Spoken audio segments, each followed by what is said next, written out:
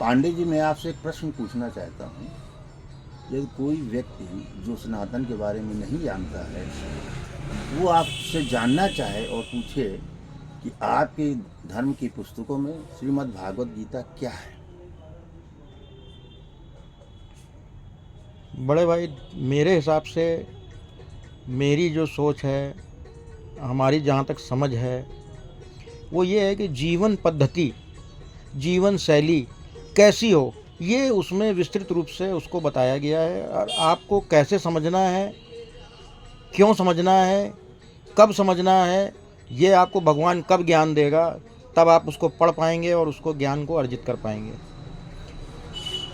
अब इसका आप इसके बारे में इसका मतलब ये हुआ बहुत ही इसका विस्तार से मतलब बताएं।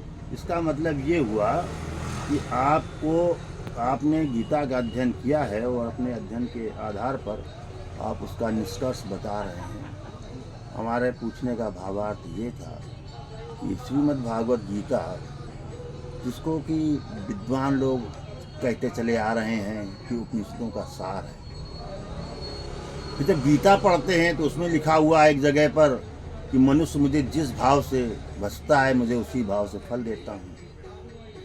तो हमें ऐसा लगता है कि हमने गीता नामक महान पुस्तक के साथ कुछ अन्याय कर दिया। गीता को तो परमेश्वर की वाणी के रूप में ही सभी हिंदुस्तानियों को आत्मसात करना चाहिए, ऐसा हमारा मत है। इस बारे में आप क्या कह रहे हैं? आपका बिल्कुल सत्य वचन है ये। वो परमेश्वर की मुख वाणी ही है, जिसको हमें सिरोधार्य करना चाहिए। और प्रत्येक दिन, प्रत्येक क्षण, प्रत्येक समय हमें उसको याद रखना चाहिए कि ये भगवान के बोले हुए वचन हैं, जो हमारे जीवन को किसी भी ओर ले जाने से बचाएंगे, सिर्फ सद्मार्ग की तरफ ले जाएंगे। ये हमें ध्यान देना है। और एक विशेष बात है गीता में, आपका जो भी प्रश्न हो, किसी भी समस्या से आपका प्रश्न हो, आपके व्यापार का हो, आपके परिवार का हो, आपके बच्चों से संबंधित हो, हर प्रश्न का उत्तर आपको हर पन्ने पे मिलेगा। आपको पढ़ना और आपके ज्ञान कहाँ तक आप वहाँ तक पढ़ पा रहे हैं, उसको समझ पा रहे हैं, ये आपको समझना है। थोड़ा सा हमारा इसमें एक मत और भी है कि इसको बहुत सरल भाषा में अगर कोई इसका अनुवाद कर सके, जो लोगों को बता सके, पहुँचा सके लोगों तक, तो ये अत्यंत लाभकारी होगा। बाकी अपना गोरखपुर, गीता प्रेस गोरखपुर जो है, इसमें अच्छा सहयोग करता है। अच्छा, सभी चीज़ें उनकी बढ़िया हैं, प्रकाशित भी करते हैं। लेकिन थोड़ा सा और सरलीकरण हो जाए तो बहुत अच्छा हो जाए, लोगों तक पहुँचे भगवत गीता, भगवान की वाणी, उसमें ये लिखा होना चाहिए। भगवत गीता भगवान की वाणी। अब बिल्कुल इसमें तो सच बात आप है। ज्ञानी हैं और शिक्षाविद हैं, तो आप ज़्यादा उचित और समुचित उत्तर दे सकते हैं। मैं तो एक अज्ञानी बालक हूँ। आपके कुछ जो चीज़ें बताई हैं, आपने उसका मनन किया है, गीता पढ़ा है, और जो अच्छी चीज़ें बता जाते हैं उसको याद रखते हैं। तो इन्हीं सब चीज़ों से जो है, जो ज्ञान अर्जित हुआ है, वही हमने आपको उत्तर दिया है। अब इसमें आप ही इसका उल्लेख करेंगे, क्या बेहतर होगा, क्या सही होगा, क्या समाज के लिए सही है, क्या आज की परिस्थिति के लिए सही है। आपकी बात बिल्कुल सही है। इसमें इसका सरलीकरण तो होना चाहिए।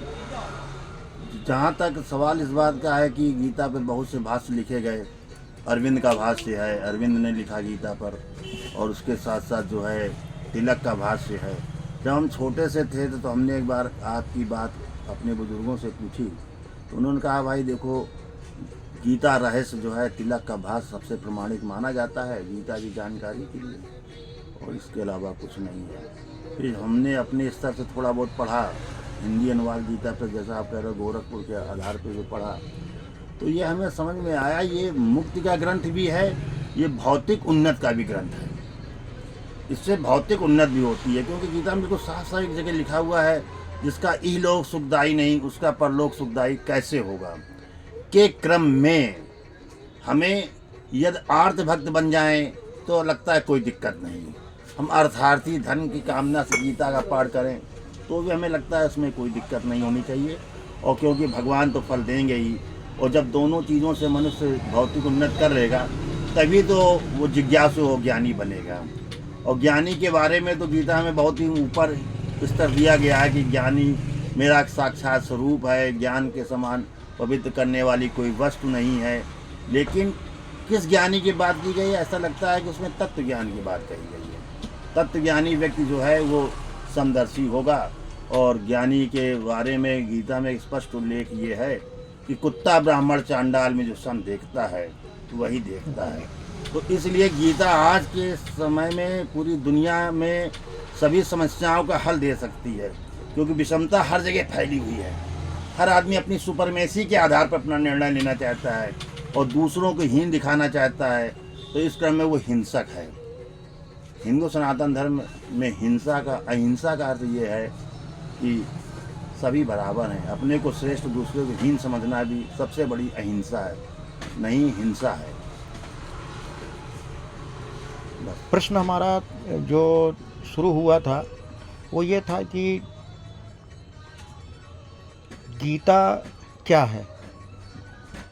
गीता आपने ये परमेश्वर की वाणी, हमसे परमेश्वर की प्रश्न वाणी, किया था, परमेश्वर की वाणी है। तो वो आखिरी में एक आपके मुखार बिंदु से जरा ये हो जाए कि गीता ही सर्वोच्च है, ऐसा कुछ बताएं, मार्गदर्शन करें।